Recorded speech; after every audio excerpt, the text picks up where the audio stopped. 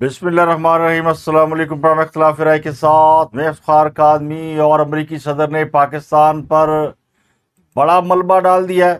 Trump کی دو شرمناک حرکتیں، لوٹ کے بدو گھر کو گئے تو کیا لے کر گئے، اور پنکی کی سٹوری کلائمیکس کی طرف بڑھ رہی ہے، اور سندھ حکومت نے مان لیا ہے کہ وچلی گل کچھ اور تھی، اور سمندروں سے اب جہاز بھی اغوا ہو رہے ہیں۔ فلسطین نے اسرائیل میں اندھی مچائی ہوئی ہے، اور حماس کے سینئر ترین عسکری کمانڈر عز الدین خداد کو نشانہ بنانے کا دعویٰ کیا ہے، اور حکومت نے پیٹرولیم مصنوعات کی قیمتوں میں کمی کا اعلان کر دیا ہے۔ تو سب سے پہلے بات کرتے ہیں ٹرمپ کے دورہ چین کے حوالے سے اور وہاں سے واپسی کے حوالے سے۔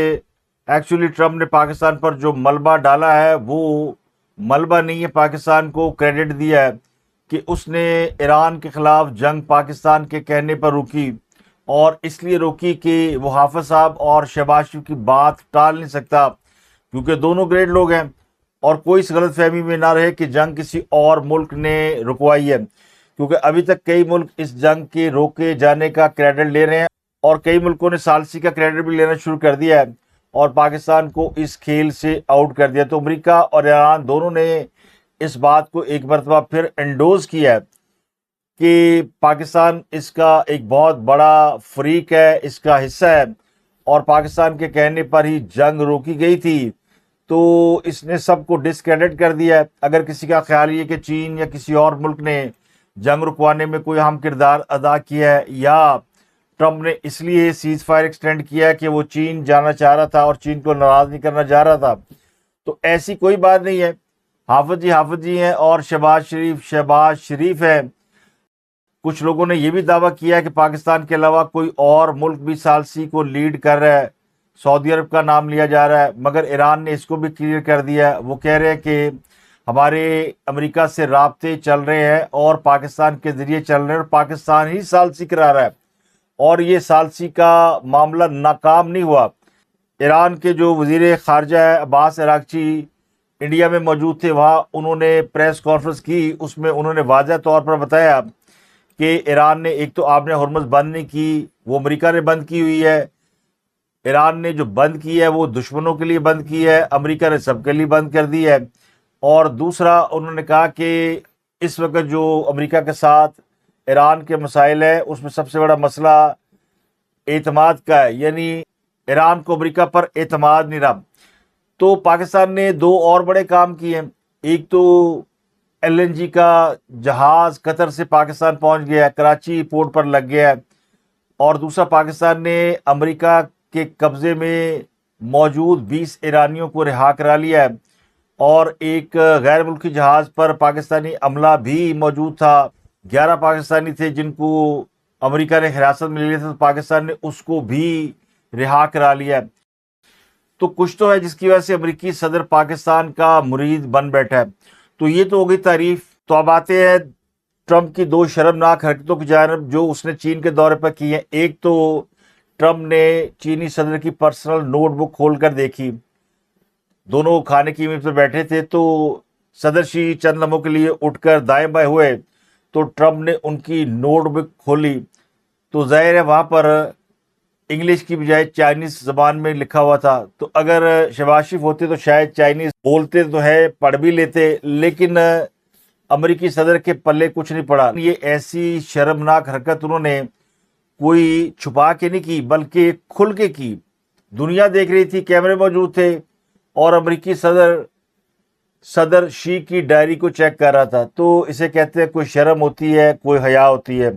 دوسرا کام یہ کیا امریکیوں نے کہ بیجنگ سے واپس جاتے ہوئے ایئر فورس 1 پر سوار ہونے سے پہلے وائٹ ہاؤس کے عملے، وہاں پر موجود صحافیوں کو دورے کے دوران ملنے والی ساری چیزیں واپس کرنا پڑی۔ ان اشیاء میں ایک تو وہ فون تھے جو کہ امریکیوں نے عارضی طور پر استعمال کیے۔ امریکی اپنے فون ساتھ نہیں لے گئے تھے، تو بٹنوں والے فون، برنر فون، وہ انہوں نے ساتھ رکھے۔ پھر وہ جو کارڈز لگانے کے لیے دیے جاتے ہیں، اور پھر بیج دیے گئے چین کی طرف سے جو کوڈ پر لگائے جاتے ہیں، تو وہ سب چیزیں اتروائی گئیں، واپس لی گئی اور ڈسٹ بن میں پھینک دی گئیں۔ اور اس کا عقدہ بھی ایک خاتون صحافی نے کھولا۔ اب ٹرمپ جو ہے وہ خواتین پر بڑے مہربان نظر آتے ہیں. پاکستان بھی ایک خاتون جو ہے وہ موجود تھی اور وہ ٹرمپ سے براہ راست گفتگو کا دعویٰ کرتی تھی. اور دورہ چین کے دوران بھی ایک خاتون موجود تھی جس نے سارا کچا چٹا کھول دیا کہ معاملہ کیا تھا. تو اس صحافی کے مطابق جہاز میں سوار ہونے والوں نے تمام چیزیں سیڑھیوں کے پاس رکھے ایک ڈبے میں ڈالی. چین کی کوئی بھی چیز جہاز میں لے جانے کی اجازت نہیں تھی. تو اس دورے کی تصاویر میں دیکھا جا سکتا ہے کہ امریکی حکومتی وفد کے کئی ارکان بشمول ٹرمپ، وائٹ ہاؤس کے کمیونیکیشن ڈائریکٹر اسٹیون چونگ، ایپل کے سربراہ ٹم کک، اینویڈیا کے جینس ہوانگ اور سیکرٹ سروس کے اہلکاروں نے اپنے کوٹ پر بیجز لگائے ہوئے تھے جو چینی حکام نے انہیں دیے تھے. اور دوسرا، امریکہ نے اس حوالے سے بہت ہی سخت اقدامات کیے ہوئے تھے. یعنی صاف لگ رہا تھا کہ امریکی وفد اس بات سے خوفزدہ ہے کہ چین ان کی جاسوسی نہ کر لے، ان کی ذاتی چیزیں نہ چیک کر لے. تو دورہ چین کے دوران امریکی سٹاف نے تمام جو ڈیوائس تھی، ذاتی ڈیوائس، وہ ساتھ نہیں لے کر گئے. نہ وہ فون ساتھ لے کر گئے، نہ وہ لیپ ٹاپ ساتھ لے کر گئے. اور واپسی پر جو کچھ ان کو وہاں عارضی طور پر ملا تھا انہوں نے وہ ڈسٹ بن میں پھینک دیا. تو اس کے علاوہ جو چینی حکام نے انہیں تحائف دیے، ظاہر ہے کوئی وفد آتا ہے تو اس کو تحائف دیے جاتے ہیں، وہ تحائف تک ڈسٹ بن میں پھینک دیے گئے. تو وجہ کیا تھی؟ وجہ صاف ظاہر ہے کہ امریکی ڈر رہے تھے. چائنیز چونکہ بڑے مشہور ہیکرز ہیں اور چین کو اس بات پر شہرت حاصل ہے کہ وہ امریکہ کے بڑے بڑے اداروں کے اندر گھس کر ان کی معلومات چرا لیتا ہے. تو صاحب امریکہ کو چینی جہازوں سے ڈر نہیں لگتا، انہیں چین کی جاسوسی سے ڈر لگتا ہے. اور ان کو خدشہ تھا کہ چین کوئی نہ کوئی بگنگ کرے گا. تو اس لیے تمام چیزیں جو ہے وہ ڈسٹ بن میں پھینک دی گئی. امریکہ اور چین ایک دوسرے کے روایتی مخالف بھی ہیں اور اقتصادی مخالف بھی ہے. دونوں خود کو سپر پاور سمجھتے ہیں. امریکہ تو ڈکلیئرڈ ہے لیکن چین ڈکلیئرڈ نہیں ہے، لیکن اب دنیا اسے مان گئی ہے کہ وہ اتنی بڑی طاقت ہے کہ امریکہ کو چل کر وہاں پر آنا پڑا. گو اس دورے کے جو پلس مائنس ہے وہ میں آپ کو آگے چل کے بتاتا ہوں. لیکن جس طرح امریکی آئے وہ ایسے ہی تھا جیسے ہمارے یہاں گاؤں دیہات میں کوئی دشمن دار اپنے مخالف کے ڈیرے پر جاتا ہے. اور پھر جس طرح امریکی جہاز واپس جا رہا تھا، ان کے جانے سے پہلے ان کی آمد کے حوالے سے جو تیاریاں کی گئی تھی وہ ساری سمیٹ لی گئی. حتیٰ کہ وہ ریڈ کارپٹ بھی جہاز کے فلائی کرنے سے پہلے اٹھا لیا گیا اور سارا سٹاف پروٹوکول وہاں سے بائے بائے کہہ کر نکل گیا کہ کہیں امریکی رک نہ جائیں، واپس نہ آ جائیں. تو یہ دونوں بڑے ناخوشگوار واقعات ہیں اور یہ دونوں بتاتے ہیں کہ چین اور امریکہ کو ایک دوسرے پر کتنا اعتماد ہے. اب اس دورے کے دوران کوئی معاہدہ، کوئی ایم او یوز، کوئی ایگریمنٹ، کوئی وعدہ سامنے نہیں آیا. تو اس کو میں تو ایک خیر سگالی دورہ سمجھتا ہوں. جو کچھ دعوے کیے جا رہے تھے کہ امریکہ چاہتا ہے انہیں ملے، وہ امریکہ کو نہیں ملا، اور جو چین چاہتا تھا کہ امریکہ سے حاصل کر لے اس کو وہ نہیں ملا. تو ٹرمپ کا دورہ چین دو طرفہ تعلقات میں پیش رفت تو ہے، مگر واضح طور پر جو باڈی لینگویج ہے بتاتی ہے کہ ابھی تک بہت ساری برف پگھلنا باقی ہے. بے شک ٹرمپ نے اس دورے کے دوران بہت ہی زیادہ اچھے رویے کا مظاہرہ کرنے کی کوشش کی، اور ان کا رویہ دیکھ کر بعض لوگوں کو ہمارے وزیر اعظم شہباز شریف بھی یاد آ گئے. اور میرا خیال ہے ٹرمپ شہباز شریف سے بہت متاثر ہے اور وہ سمجھتے ہیں کہ کس طرح باڈی لینگویج سے آپ اپنے حریف کو قائل کر سکتے ہیں. تو ٹرمپ نے کوشش کی، لیکن چاچو نے ٹرمپ کو گرا لیا، مگر ٹرمپ چین کے صدر کو نہیں گرا سکے. اور چینی صدر جو ہے وہ بالکل سنجیدہ، باوقار اور متانت کے ساتھ پیش آئے. میری ذاتی رائے میں تو ان کو تھوڑا سا لینینٹ ہونا چاہیے تھا، لیکن چین نے ذرا سی بھی اس میں نرمی نہیں دکھائی. اور شاید چین کو یہ خیال ہے کہ ان کے دروازے پر جو چل کر آیا ہے وہ دراصل سائل ہے.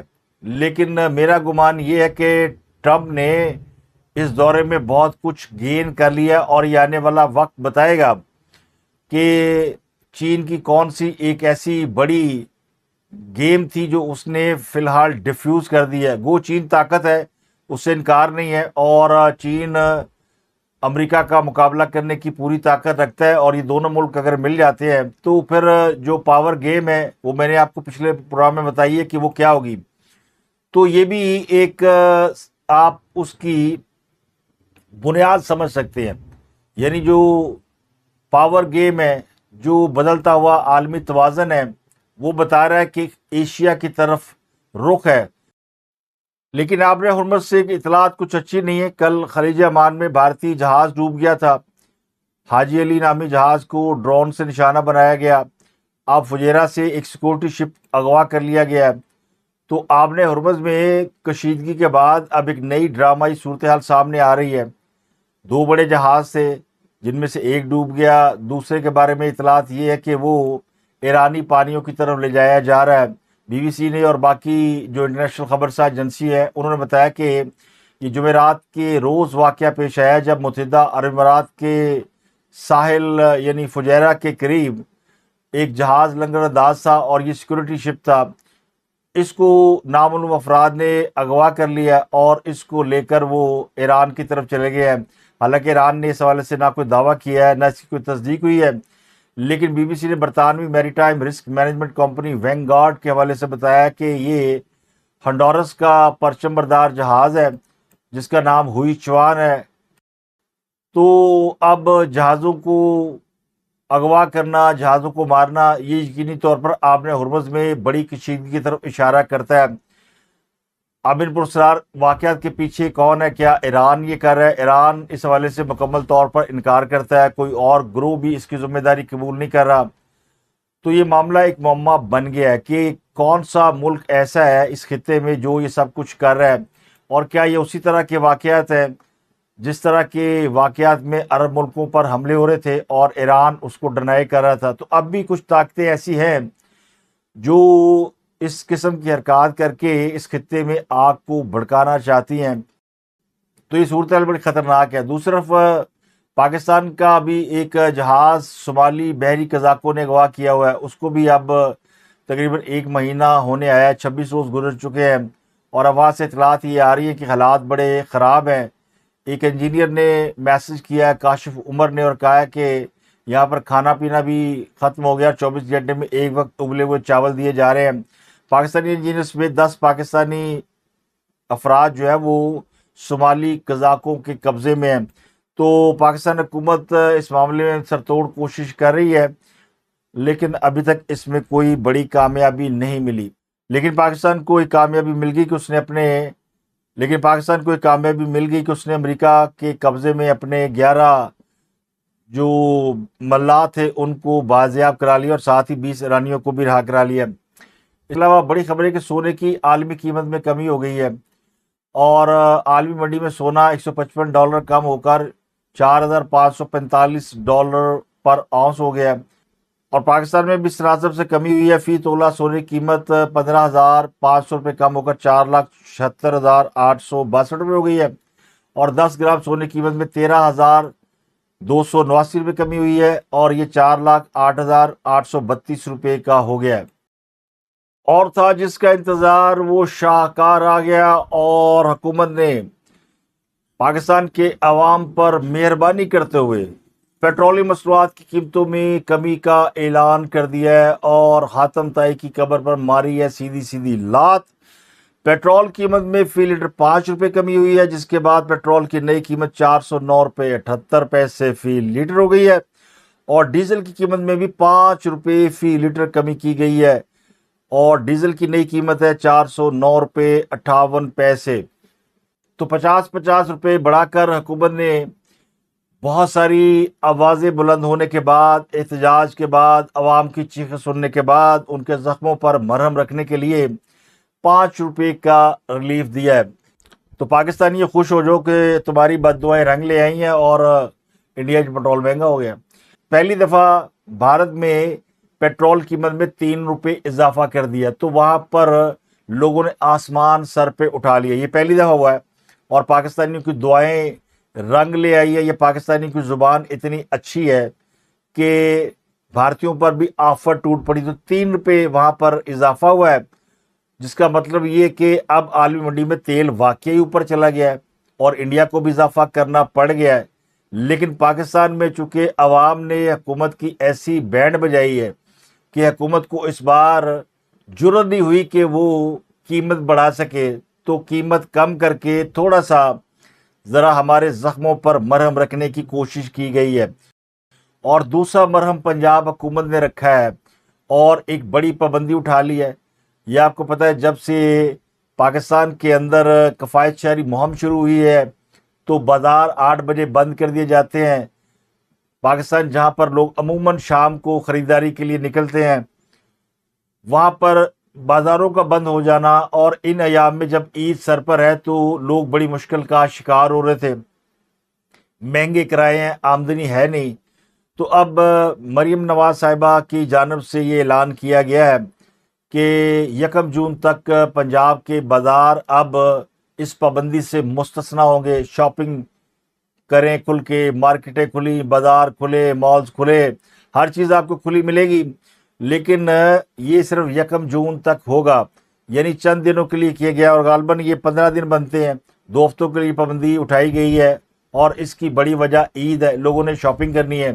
اگر یہ بھی حکومت نہ کرتی تو پھر یعنی جو مریم نواز کا کیا دھرا ہے وہ سارا ضائع ہو جاتا۔ تو ایک تو انہوں نے اچھا کام یہ کیا، لیکن کیا ہی اچھا ہو کہ حکومت یہ جو 8 بجے بازار بند کرنے کا فیصلہ کر رہی ہے، یہ فیصلہ واپس لے لے اور اس میں تھوڑی سی لوگوں کو رعایت دے دے۔ میرا خیال یہ کہ بازار کم از کم رات 10 بجے تک کھلنے چاہیے، کیونکہ جو 9 to 5 جاب والے ہیں وہ جب تک فارغ ہو کے گھر آتے ہیں اور بازار جانے کی کوشش کرتے ہیں، بازار بند ہو چکے ہیں، تو کافی مشکلات پیش آ رہی ہیں، اور لوگوں کی ویسے ہی مالی حالت بہت ہی خستہ ہے، تو اس پر رحم کھانا چاہیے۔ تو اس میں ملی جلی رائے ہے، تو میرا خیال درمیانی راستہ یہ ہے کہ 2 گھنٹے بڑھا دیے جائیں، اور نہ کھلی چھٹی دی جائے کہ رات بھر بیٹھے رہو، اور نہ یہ پابندی لگائی جائے کہ 8 بجے تالا لگاؤ اور گھر جاؤ، اور پھر پیرا فورس والے آ کر لوگوں کو 10,000 15,000 کے چلان کرے، اور اس کا جو امپیکٹ ہے وہ حکومت پہ آئے گا، پولیٹیکل حکومت ہے، اور زیادہ سختیاں کریں گے تو پھر ووٹ کے کو لینا جائے۔ اب آتے ہیں پاکستان کے سب سے بڑے ایشو کے اوپر، کیونکہ اس وقت پنکی سے بڑا پاکستان کے اندر کوئی ایشو نہیں ہے۔ پٹرول بھی نمبر 1 نہیں رہا، اور کانسٹیٹیوشن ایونیو بھی نمبر 1 نہیں رہا، عمران خان کی رہائی بھی پیچھے چلی گئی ہے۔ گو ابھی بھی پی ٹی آئی کے لوگ شور مچا رہے ہیں کہ عمران خان رہا ہونے والے، اور ہر عید پہ پی ٹی آئی والے اس امید پر کہ خان صاحب کو عید سے پہلے اللہ دے واسطے چھوڑ دیا جائے گا، لیکن ان کی یہ امید ابھی تک پوری نہیں ہوئی۔ تو 8-10 عیدیں تو گزر گئی ہیں، اور یہ ایک دھندا بھی ہے کہ عید سے پہلے شور مچانا شروع کر دے کہ انسانی ہمدردی کی بنیاد پہ خان صاحب کو رہا کیا جا رہا ہے۔ اور دوسرا فیکٹر یہ کہ چونکہ وزیر اعلیٰ کے پی کے سہیل افریدی صاحب بڑے ماچو مین ہیں، انہوں نے دھمکی دی ہوئی ہے کہ اگر خان کو نہ چھوڑا گیا تو منگل کو وہ کریں گے کہ جو دنیا دیکھے گی، یعنی ستہ چوراں دی مار۔ پنجابیوں میں ایک مثال مشہور ہے کہ مائیں جب اپنے بچوں کو مارتی ہیں نا، ایک ہلکی سی چپر لگاتی ہے سر پر، تو اپنے شوہر کو بتاتی ہے کہ اس نے اپنے بیٹے کو ستہ چورا جنی مار ماری ہے۔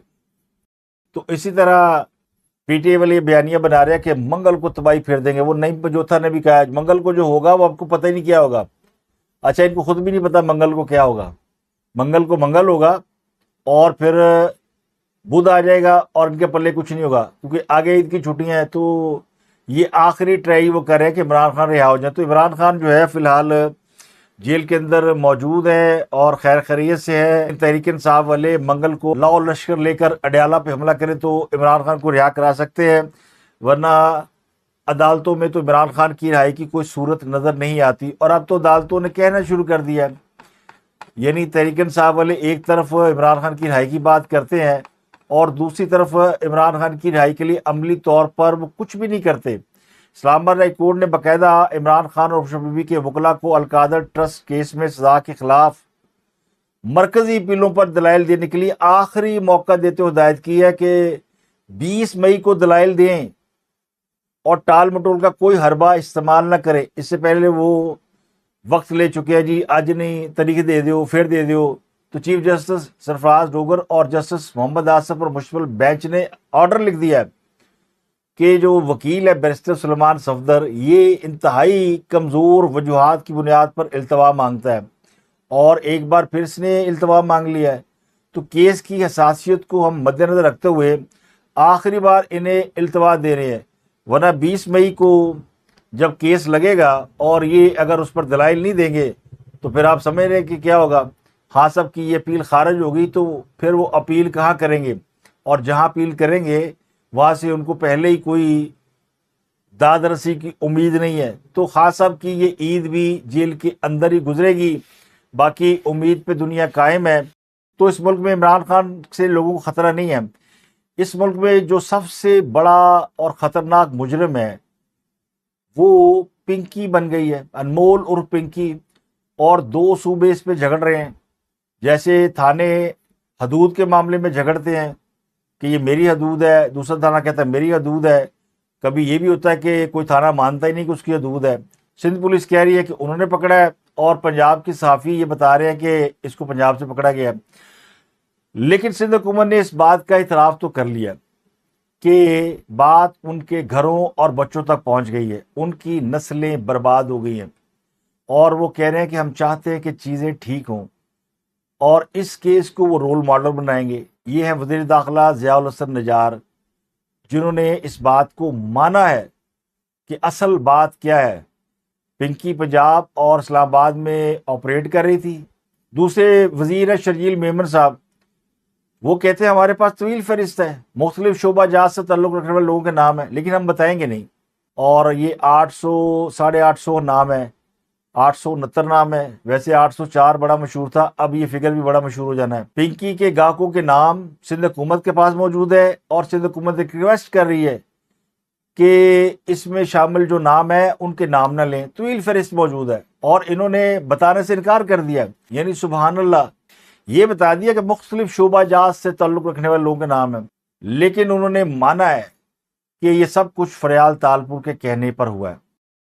کراچی پولیس کے چیف آزاد خان نے کہا ہے کہ برانڈ نیم ہی ملزمہ کا پھندا بنے گا، یعنی انمول اور پنکی جس کے موبائل سے 869 نمبر ملے ہیں، اس میں سے 132 کراچی کے نمبر ہے اور باقی دوسروں کے نمبر ہے، تو سندھ حکومت یہ ملبہ کسی اور پہ ڈالنے کی کوشش کر رہی ہے۔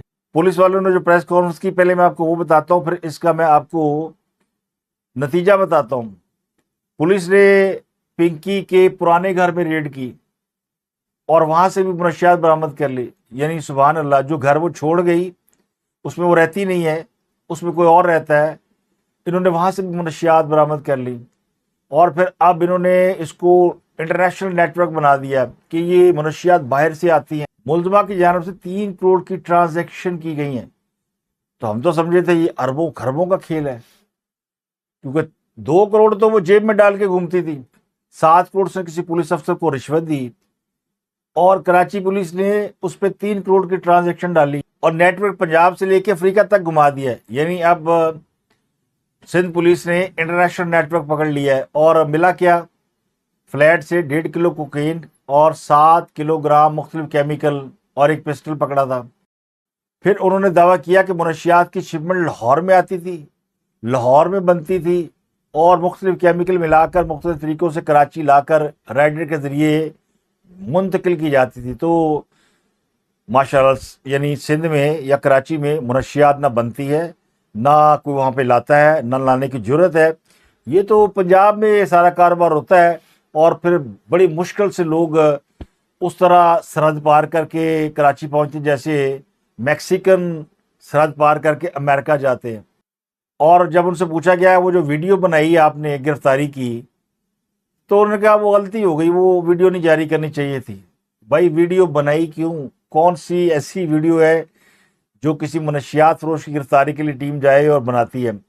تو کراچی پولیس کے چیف اور وزراء کے بیانات کے بعد یہ اندازہ لگانا مشکل نہیں ہے کہ انمول اور پنکی کی گرفتاری چند بڑوں کو خوش کرنے کے لیے کی گئی ہے، اور غالباً معاملہ وہی ہے کہ پیپل پارٹی کے جو سینیٹر ہیں شہری رحمان، ان کی جوان بیٹی، اور پیپل پارٹی کے ایم این اے اعجاز جاکرانی کے جوان بیٹے کی موت کے بارے میں جو میڈیا رپورٹس ہیں وہ ڈرگ کی اوور ڈوز ہے، اب یہ تو بڑے ہائی فائی لوگ ہیں، حکومت میں ہیں، پیپلز پارٹی کے لوگ ہیں، تو فریال تارپور کو پتہ چلا ہوگا، انہوں نے اس پہ ایکشن کا کہا ہوگا، لیکن سینکڑوں لوگ جو اس سے پہلے مر گئے، جو اب بھی مر رہے ہوں گے، ان کا میڈیا میں کوئی ذکر نہیں ہوتا۔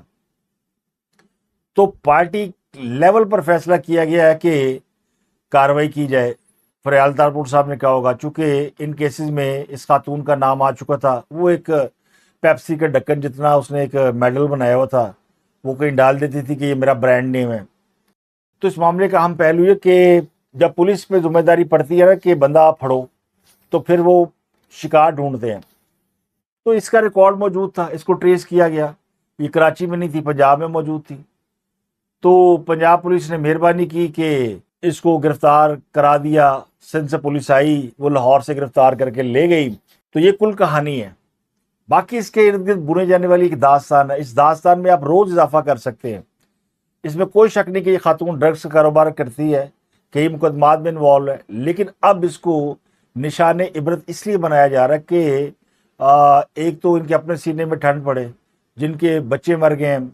اب یہ بچے چونکہ شرافیہ کے مرے ہیں، جب تک غریبوں کے بچے مر رہے تھے، جب تک مڈل کلاس طبقے کے گھروں میں آگ لگ رہی تھی، پنکی موجیں کر رہی تھی، تو جیسے ہی بات آپ کے اپنے گھروں تک پہنچی ہے تو آپ کو احساس ہوا۔ اب کراچی دنیا جانتی ہے، پاکستان کا وہ شہر ہے جہاں پر نشہ سب سے زیادہ بکتا ہے۔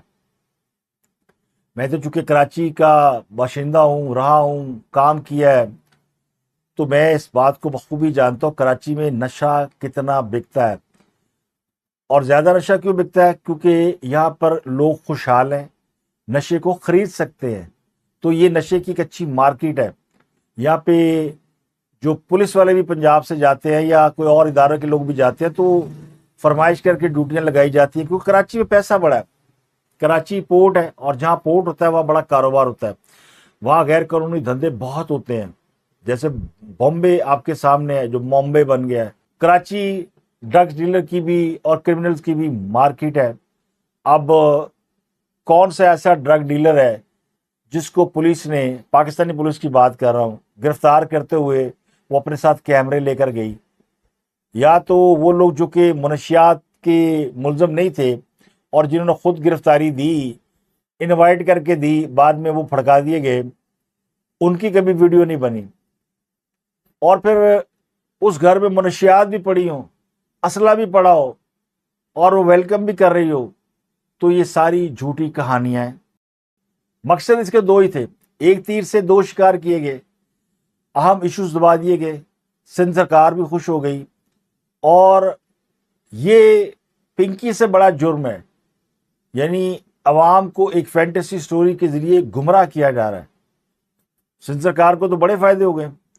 ایک تو انہوں نے اس کو پولیٹیسائز کر دیا کہ یہ پیپل پارٹی کے خلاف کوئی سازش کی گئی ہے انہیں بلیک میل کرنے کے لیے، کیونکہ 28ویں ترمیم آ رہی ہے، خود جالے سب نے ویلاگ کیے کہ پیپل پارٹی کی خاطر کیا گیا ہے، یہ جو پکڑی گئی ہے بدنام کرنے کے لیے۔ تو پیپل پارٹی نے ہمدردی بھی سمیٹی، اور کہا گیا جی اسٹیبلشمنٹ نے ہاتھ ڈال دیا ہے۔ تو یہ شدنی بھی جیلوں کی چھوڑی ہوئی تھی۔ تو پاکستان کی سیاست کو، پاکستان کی اشرافیہ کو اور پاکستان کی مافیا کو سمجھنے کے لیے آپ کو کئی بار جنم لے کے آنا ہوگا۔ ہمارے یہاں دوبارہ جنم کا تصور تو نہیں ہے، مگر محاورتاً تو اسی 10 باری بھی پیدا ہو کے آ جاؤ تو آپ نہیں سمجھ سکتے ان کو۔ یہ ایسی ٹوپیاں گھماتے ہیں جہاں پر کرے گا کوئی اور بھرے گا کوئی، سزا کسی کو ملے گی اور بل کسی اور پہ پھاڑا جائے گا۔ تو جس طرح وہ کہتے ہیں نا دھندا ہے پر گندا ہے، تو یہ بھی اسی طرح کا ایک دھندا ہے، اور یہ بھی اتنا ہی گندا ہے۔ اب آپ دیکھیں کہ 1 کانسٹیٹیوشن ایونیو کا معاملہ بھی دب گیا، اور اس کے جو متاثرین ہیں وہ خاموشی سے عدالت پہنچ گئے، اور عدالت کو درخواست دے رہے کہ جناب یہ جو سی ڈی اے قبضہ لینے آئی ہے اس کو روکا جائے۔ کئی لوگوں نے اسلام آباد ہائی کورٹ کے سنگل بینچ کے سامنے انٹرا کورٹ اپیل دائر کی ہے، ایک جج فیصلہ کرے گا، اسٹے آرڈر دے دے گا۔ بڑے بڑے لوگ ہیں، احسان مانی جو کہ آئی سی سی کے پریزیڈنٹ رہے ہیں، عمران خان کے بڑے قریبی ساتھی، صحافی خاتون نسیم ظاہرہ، ماہرہ فیصل، ابصار عالم، کئی نام ہیں۔ تو کدھر گئی وہ کمیٹی جو جناب پرائم منسٹر نے بنائی تھی؟ تو اس معاملے پر مکمل طور پر مٹی ڈالی گئی ہے۔ تو سی ڈی اب اس بلڈنگ کا قبضہ نہیں لے سکے گا، اور پنکی فی الحال قوم کی لان تان کی مستحق قرار پائی ہے، تو اگلے ایک دو روز میں کوئی اور آپ کی توجہ مبذول کرا لے گا اپنی طرف، اور پھر لان تان کا رخ اس طرف ہو جائے گا. تو میرا خیال ہے کہ یہ معاملہ اب کلائمیکس کی طرف بڑھ رہا ہے. باقی پبلک ہے جو سب جانتی ہے. اگر میں نے کچھ غلط کہا ہو تو اس کے لیے معذرت. آپ اپنی رائے کا اظہار کر سکتے ہیں. اب تک کے لیے اتنا ہی. آپ سے ملاقات ہوتی اگلے ولاگ میں. اپنا گردن واقع بہت خیال رکھیے.